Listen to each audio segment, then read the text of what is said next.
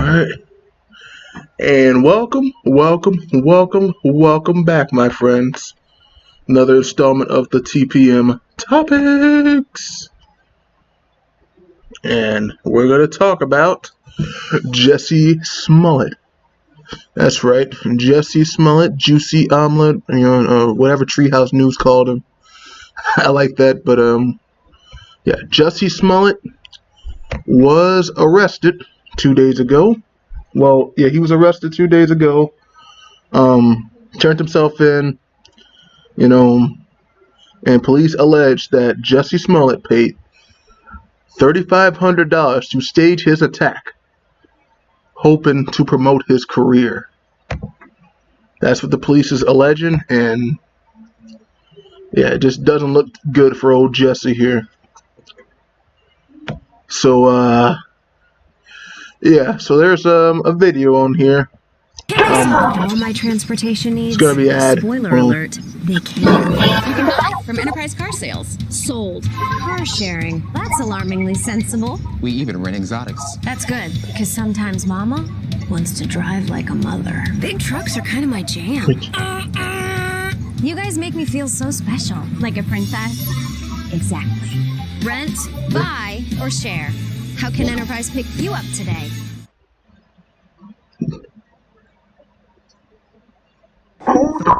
Make something like this up or add something to it or whatever it may be. Apparently you. A bizarre statement of denial from the actor who police say was the mastermind behind his own attack. So yeah, he was just released on bond today. Arranged the whole thing, even rehearsed with the 2 men he hired to assault him. Those men, brothers Abel and Ola Osendero, confessed to police after 47 hours of questioning in custody and were released without being charged. Defendant Smollett further detailed that he wanted Abel to attack him, but not hurt him too badly, and to give him a chance to appear to fight back. Defendant Smollett also included that he wanted Ola to place a rope around his neck, pour gasoline on him, and yell, "This is MAGA country." Unbelievable. That rope, Smollett gave it to police as evidence. I'm left hanging my head and asking why. Why would anyone, especially an African-American man, use the symbolism of a noose to make false accusations? Police say they... That is the best question I've heard from anybody today. I'm like, man, you could actually just see the outright disgust in this guy's face. Accusations. Police say they have evidence the actor paid the men $3,500 to stage. So right there, these are the 2 guys. These are the 2 Nigerian guys that he paid $3,500, not each, $3,500, and they had to split it. And you know what he did? He wrote a check to him. He didn't give him cash. He wrote a check to him. So basically, this was pretty stupid.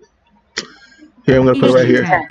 And gave them $100 cash to buy supplies. This video shows them buying what police say Smollett directed them to purchase. Prosecutors say Smollett also wanted to be sure there was video evidence of the attack. Smollett directed the brothers' attention towards a surveillance camera on the corner, which he believed would capture the incident. In fact, Smollett told investigators it's likely the incident was caught on camera. Turns out the 45-second attack was just out of view. Officials also say the actor knew the 2 men he paid in the attack. Both did some work on the show Empire, and one provided him with illegal drugs. Defendant Smollett requested Abel to provide him with Molly, which is street name for the narcotic ecstasy. So yeah, if you look up, Jussie Smollett's, history, he was arrested on a DUI, and he was said to have drug problems in the past. So untreated drug problems. Anyway, this whole thing just seems like so calculated, so malicious. It's just really, really freaking stupid. Now I just can't believe it. I'm gonna play the rest of this video. It's only 3 minutes. So if the actor did really stage this, the question is why? He was dissatisfied with his salary, so he concocted a story about being attacked. Same reason why police now believe the actor sent himself this threatening letter on the set of Empire just days before the alleged attack. The letter contained a white substance later determined to be aspirin. The envelope includes the word MAGA, a reference to President Trump's slogan, "Make America Great Again." First, Smollett attempted to gain attention by sending a false letter that relied on racial, homophobic, and political language. When that didn't work, Smollett paid $3,500 to stage this attack and drag Chicago's reputation through the mud in the process. Not to mention the wasted resources. More than 1,000 police man-hours went into this. More than 100 people were interviewed and 55 video cameras checked. All for a hate crime that now appears to have been nothing more than a stunt. But when we discovered the actual motive, quite frankly, it pissed everybody off, because we have to invest valuable resources. Wait, hold on for a second. I'm gonna click off on that. But anyway, Anyway, I can definitely say that, stuff like this is just, I understand the police is, the cops' disgust toward the story because, like you fake something like this, it makes it very hard for people who've actually been through something to, take it seriously. And he actually, I remember him saying, what about the black families that are dying due to gun violence in Chicago, because this happened in Chicago. And somebody even alleged Smollett's alleged hoax got more media attention than my son who was shot and killed in Chicago. And yeah, my son was shot and killed in Chicago. Where is the national media attention? My name is Carmia Tang. My only child, Jeremy Alexander Tang, was murdered in Chicago on September 3rd, 2017. Jeremy's murder was among 700 unsolved murders. I am disgusted by the national media attention that the Smollett case has received. Meanwhile, right now, we have hundreds of mothers left with unanswered questions. Parents and families of gun violence victims matters too. Can we please get some efforts in national media attention that Smollett got on his alleged attack? If Smollett lied, he wasted tons of taxpayer dollars and extremely valuable police time, and she should be prosecuted to the fullest, and I agree with that. Police resources were used for an awful hoax instead of an unsolved case like Jeremy's. Jeremy was murdered 2 weeks before his 21st birthday. He meant the world to me. He played football and water polo and loved to dance. He was my heart and soul. Oops, when I hit something. But wow. Yeah, I mean, when you think of stuff like this, when people think, oh, he shouldn't do jail time, he shouldn't. I'm like, yes. All right, he really should do jail time. That's just simply because, yeah, police have better things to worry about, have more, serious things to worry about than, for you to be faking a hate crime. All right. I mean, if you've seen Chicago, man, it's a cesspool of murder. Murders happen every day. Black people are dying by the thousands. So, And then there are hundreds of mothers in Chicago in the exact same situation. I personally know some of them. Where's the national media attention for 700 plus unsolved murders? I'm skipping words, outrage too. But my son is only a statistic, not a national news story. Doesn't he deserve more than that? Don't all other victims in crime in Chicago deserve more than that? So most definitely. I mean, I'm not going to read all that, but so this is why. I mean, for people thinking that this ain't going to be serious and that that he shouldn't go to jail. I mean, I hope that this kind of changed your mind a little bit, because yeah, there's real stuff out there. There's real death out there. There's really people being killed and violence happening to actual people. And the fact that you would go out as far as to fake a hate crime is outright disgusting. I know that what the hell is that? No, but it's just unbelievable. The fact that you would actually go that far. You would go as far as to buy rope, hire two people, buy rope, bleach, write letters to yourself full of aspirin. I am like completely like just. I mean, this is just like makes my head hurt, And my question to Jussie Smollett will be: was it worth it? Was it really worth it? And well, my question, it shouldn't be. My answer, it should not be. It should not be worth it, because you basically wasted a lot of people's time when they can be doing something more productive and more helpful to the black community. So this is indefensible, inexcusable, and I'm going to look them up right now.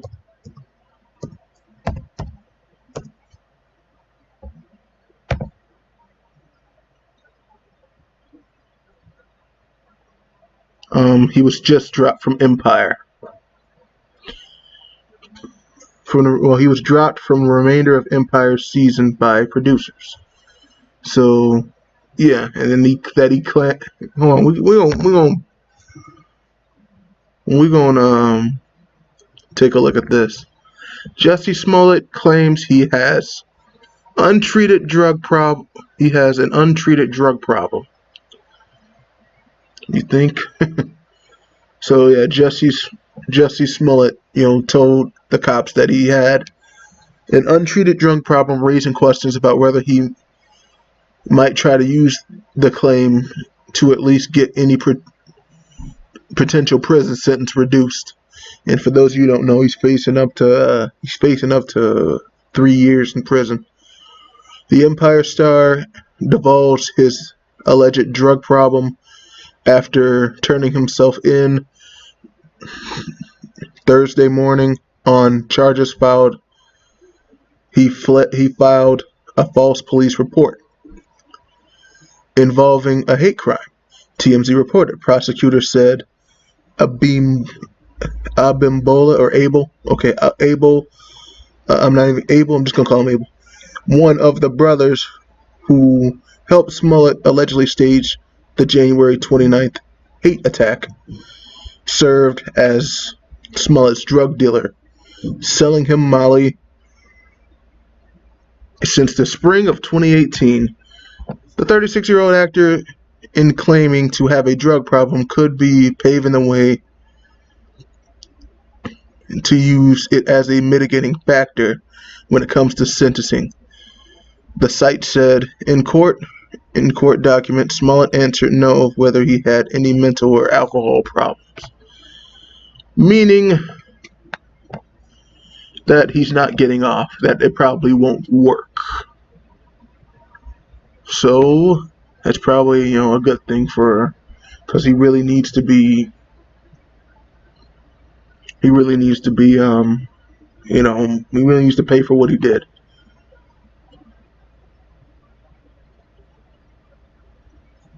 Okay, so Jussie Smollett dropped from the remainder of Empire season by producers. So here we go.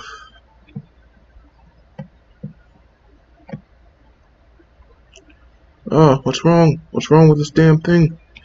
Okay. One day after Jussie Smollett was arrested on multiple felony charges over the last month, alleged racist and homophobic attack in Chicago, the producers of Empire have cut the actor from the rest of the show's 5th season. The events of the past few weeks have been incredibly emotional for us. Executive producers Lee Daniels, Danny Strong, and Brett Mahoney. And still more. Brian Grazer, Sana Omri, friends. All the producers in a statement this morning in reference to the supposed assault and subsequent fallout.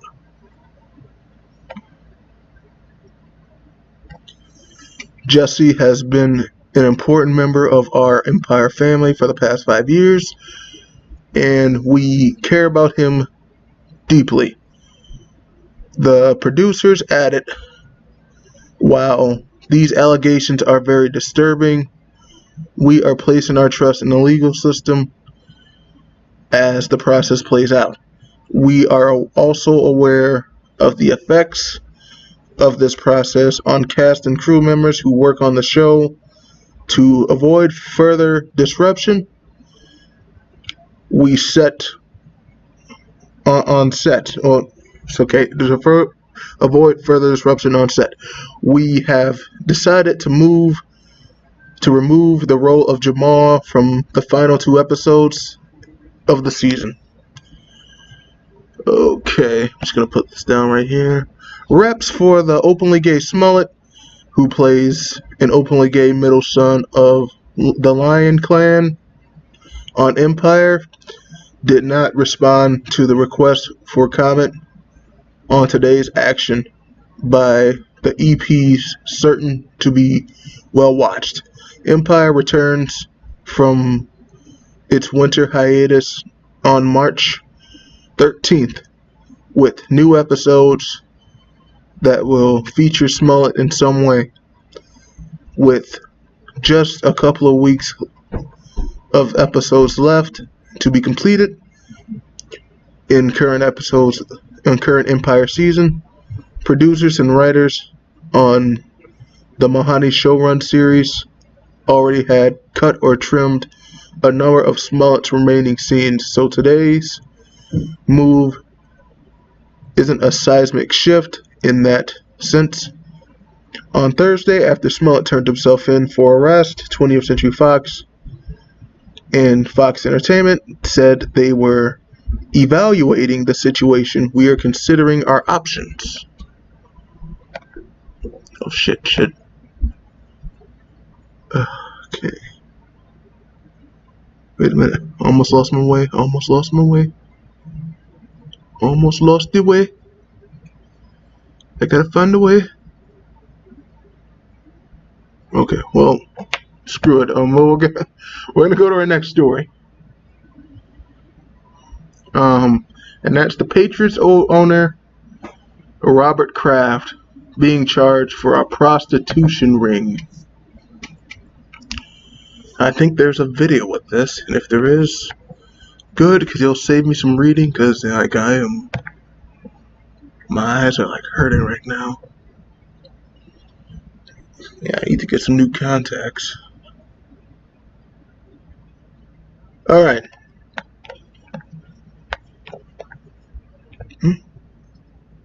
Oh shit. Here we go. Come on. Go back. Alright.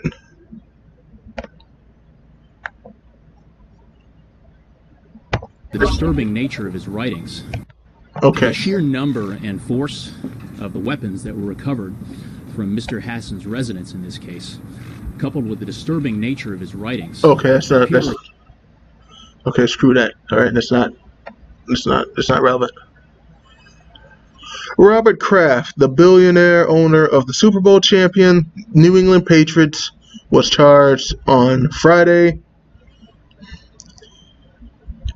with 2 counts of soliciting sex as part of a wide-ranging investigation into prostitution, and suspected of human trafficking in Florida. Florida has a lot of human trafficking. The charges against Mr. Kraft, 77 years old, in Jupiter, Florida, came after the police used video surveillance to observe activity inside several day spas and massage parlors. The police said that the parlors had been used for prostitution and that many of the women involved were considered to be victims. The investigation involved several law enforcement agencies and resulted in raids and arrests connected to nearly a dozen businesses in the region. At least one person was charged with human trafficking. Others included several women are accused of racketeering and money laundering. More than 24 customers, sorry for the keep pausing. Sorry about that. I've been feeling the sneeze coming on for a while. More than 24 customers, men ranging from age from their 30s to at least one in his 80s, have been arrested. Hundreds have been charged. Police said a spokesman for Mr. Kraft and the Patriots released a statement. We categorically deny that Mr. Kraft engaged in any illegal activity because it's a judicial matter. We will not be commenting any further. Mr. Kraft is a prominent name to emerge in the case. The charges represent an embarrassing spectacle for a man who has become one of the most powerful owners in American sports. His Patriots have played in 10 Super Bowls since he bought the team, winning 6 times. He is at least a leading voice in the NFL's small fraternity of billionaire owners, a member of the committee that sets Commissioner Roger Goodell's salary, and a friend and political benefactor to President Trump. Oh boy. Oh boy. Oh boy. Oh my goodness. People are gonna have a field day with that last sentence. In addition, the legal problems may place Mr. Goodell in an uncomfortable position of having to mete out some kind of punishment for the personal conduct of a man who essentially is one of his bosses.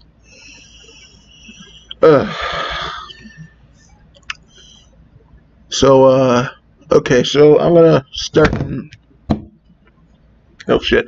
I'm gonna start and give my opinion. Old white millionaire, buying prostitutes is nothing new. I'm definitely gonna think that I definitely can't jump to any conclusions that he was part of any human trafficking. I think he probably just thought he was, just legit buying, some poontang and going about his merry way. He's 77. All right, he's old. Some guys, some old horny old white men. I mean, I'm not, saying that he isn't a part of human trafficking, but there's no. I haven't seen any evidence presenting that he probably was. So I'm not gonna really. I'm gonna do that whole innocent until proven guilty type thing. Right, but I know that he's been that he's been, that he's probably been in some shady business. But when I first saw this, I thought that it was going to be like a child sex ring or something like that. And that's really messed up. But this is messed up too. But I'm starting to think that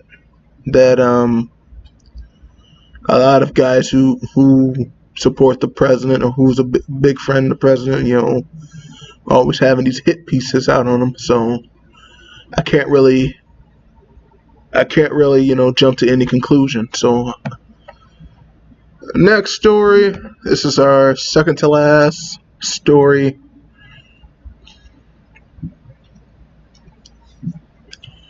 Well, I would say, yeah, it's our second to last story because we're going to go to the Montreal story. But this happened about a good couple days ago. About a couple days ago. The Covington teen, Nick Sandmann, if you guys don't know, is suing the Washington Post for $250 million. That's $250 million. The lawsuit accuses the paper of anti-Trump bias in its coverage of the student's controversial encounter with the Native American activist.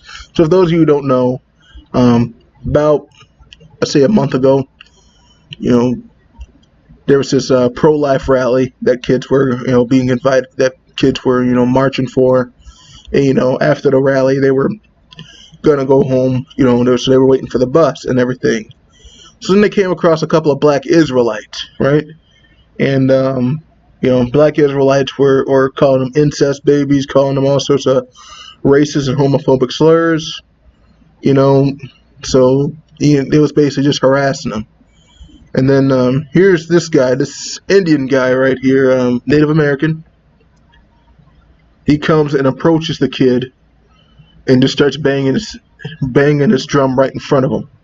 And the kid's just basically giving him that look, yeah, I'm okay. Yeah, you're banging your drum. Yeah, you're doing your tribal dance.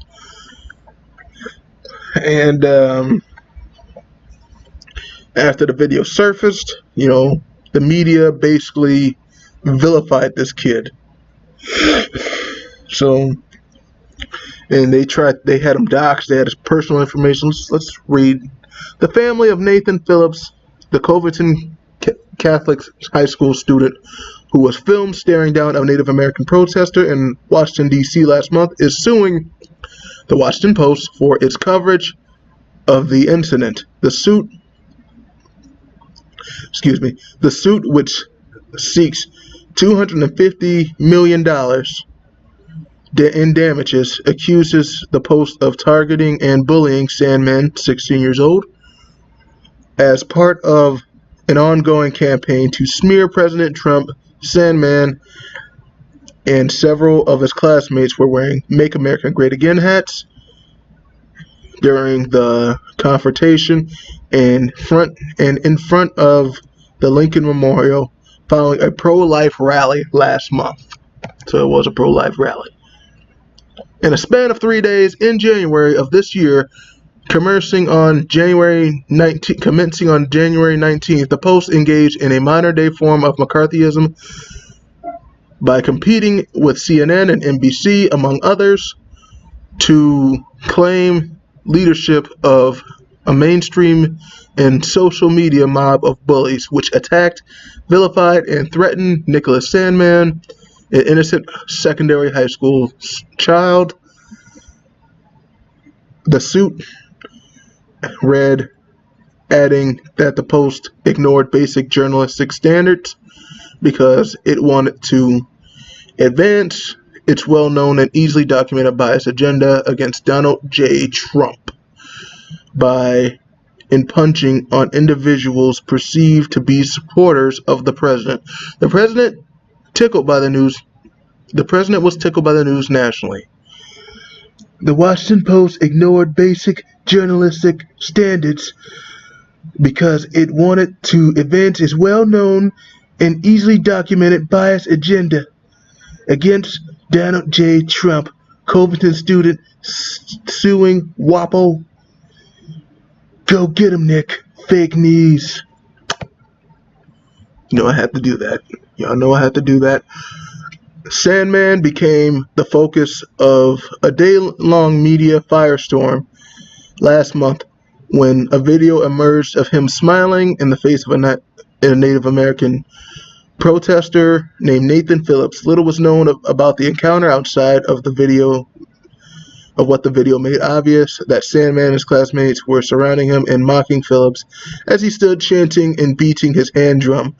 Subsequent videos fleshed out the context of the encounter, which began with a confrontation between the Covington students and a group of Hebrew Israelites protesters. Phillips entered the fray and wound up face-to-face with Sandman. The suit describes Phillip as a phony war hero, and if you look him up, he claims he's a Vietnam vet, but he was in the military during Vietnam, but he was never overseas, and he never saw any action. So he was basically a refrigerator mechanic, and he went AWOL 3 times. Look him up. I'll put links. The suit describes Phillips as a phony war hero who targeted and bullied Sandman. And this was...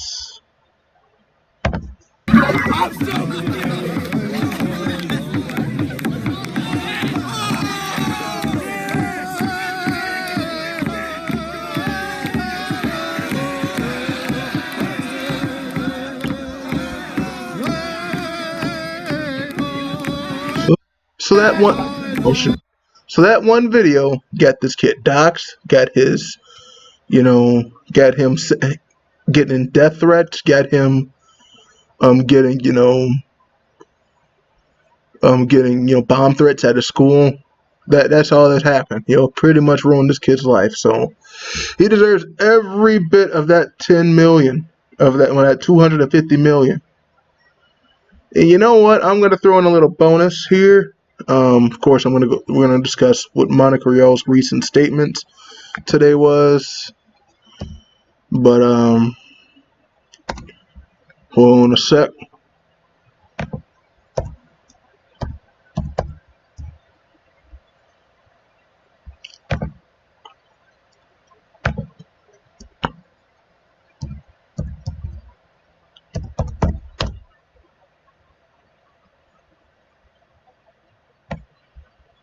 So yeah, this happened.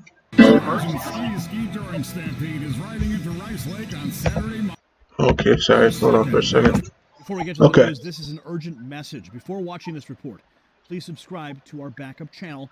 The link is in the description below. Thank you. With all the fake news dominating the headlines lately, Nathan Phillips making his way back. Yes, he was pretty cowardly when he was confronted by some reporters and a camera. Cassandra Fairbanks at the Gateway Pundit reports that the far-left activist and valor thief Nathan Phillips hit a Breitbart reporter's camera and ran when confronted about why he approached the Covington Catholic students. Phillips was at a protest against the border wall outside the White House. That's when it all went down. Take a look. Nathan, why did you approach the high school Catholic kids? Whoa, whoa! Oh, and there he goes. Okay, what are you doing here? Why are you like? He didn't assault you. He didn't touch you. You got in his face. And then jet off to the beach. You got Breitbart here. How you guys doing? We're doing great. How are you? What's your name? My name is Purdy. Purdy? Yeah. Okay, cool. What's your last name? All right. Oh, this dude asks for his first and last name. Like, really? Like somebody's gonna tell you that? Yeah, I mean, oh man, I mean, this dude basically was white knighting for Nathan. Okay, let's brush that off to the side real quick and get to what I've been covering for the past couple videos. Monica Rial on another Twitter tirade and everything. I wouldn't say it's a tirade, but I have blocked so many people, and I will continue to do so with zero tolerance for harassment. I have asked you nicely to stop. You are not helping your cause. I'm not talking about this anymore. Thank you to everyone who has sent love and support. Just ignore these haters. That's Monica Rial on the Vic Mignogna situation. Vic Mignogna, voice actor for over 20 years, voice of Edward Elric, has been getting, false allegations. Well, presumably false allegations. A bunch of let's just call them allegations, alleged allegations, whatever. But he's been getting allegations from multiple people saying that he touched fans inappropriately at cons, and that he, has been sexually harassing people, and that he's homophobic, and that he's just an all-around bad dude. Of course, there's a lot of skeptics that that don't agree with this BS, or don't believe this BS. But Vic Mignogna has recently posted, "Words cannot express my depth of gratitude for all the kindness and support that has been shown to me over the last few weeks. I had hoped that my apologies and acknowledgments, both public and private, would be received, but I have now reluctantly retained a law form, which means he's about to sue, as my last and only recourse to salvage my reputation in my 20-year career in this industry. A friend expressed a desire to set up a GoFundMe. That is Nick Rikita. Nick Rikita, if you don't know, look up his Rikita Law channel. I'll put that in the link. For legal expenses. I approved his kind offer and am so grateful, but I am not managing it, nor will I personally receive any of it. Any surplus will go to the Salvation Army, Dallas domestic violence abuse shelters. I hold no malice toward anyone. I just love my work and my fans, and sincerely wish to continue." So Vic Mignogna is suing. Is going to be suing, or most likely going to be suing, Monica Rial and all of the accusers of today. So what I've done is I've been sharing this link by Nick Rikita of a GoFundMe.